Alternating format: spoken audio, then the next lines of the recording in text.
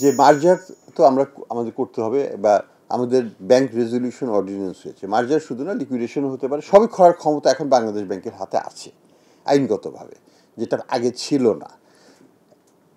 এখন অনেকেই মনে করছেন কেন মার্জার হচ্ছে না, মার্জার এত তাড়াতাড়ি আমাদের প্রস্তুতিটা তো নিতে হবে, আমাদের প্ল্যানিংটা করতে হবে, আমাদের ফান্ডিং সোর্সগুলো আইডেন্টিফাই করে নিতে হবে। তো এই প্রসেসে আমরা আছি এখন। আমরা যখন আমরা রেডি হয়ে যাব তখন আমরা আমরা আমরা মাঠে নামবো। এই পর্যায়ে সংখ্যাটা ডিপেন্ড করবে কিসের উপর? আমাদের হয়তো প্রথমে কয়েকটা ব্যাংক নিয়ে করব, তারপরে আরও কিছু ব্যাংক নিব, তারপর আরও কিছু ব্যাংক নিব, এইভাবে আমরা আগাবো। আমরা একবারে তো সবগুলো করতে পারবো না, আমাদের ক্যাপাসিটিও তো সীমিত। তো সেই জন্য এক্স্যাক্ট নাম্বারটা এখনও সেইভাবে বলাটা মুশকিল। তবে ইসলামিক ব্যাংকগুলোকে নিয়ে একটা করার কথা আমরা চিন্তা করছি, সেটা হবে। কারো কোনো চিন্তার কোনো কারণ নেই, কারণ প্রথম পর্যায়ে যেটা আইনেই বলা আছে, সরকারিকরণ করা হবে, ব্যাংকগুলোকে গভর্নমেন্ট ব্যাংকে রূপান্তর করা হবে, একেবারে সরকার এটাকে নিয়ে নেবে, অধিগ্রহণ করে নেবে।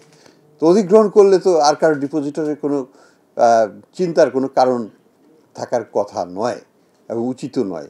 তা আমরা বলবো ডিপোজিটরদের উদ্দেশ্যে আপনাদের থ্রুতে যে কোনো চিন্তার কিছু না, আপনারা যেখানে আছেন সেখানেই থাকেন, আপনাদের স্বার্থ তো আমরাই দেখব, সরকারই দেখবে, সরকারই তো নিয়ে নিবে।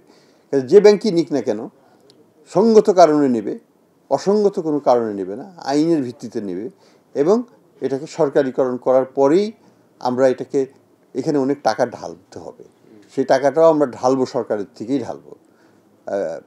ঢেলে এটাকে পুনর্গঠন করে নতুন মালিকানার হাতে নিয়ে স্ট্র্যাটেজিক ইনভেস্টর আমরা চেষ্টা করব, বিদেশি বিনিয়োগকারী, বড় বিনিয়োগকারী, তাদেরকে নিয়ে এসে তাদের হাতে আমরা এটাকে ছেড়ে দেবো আবার।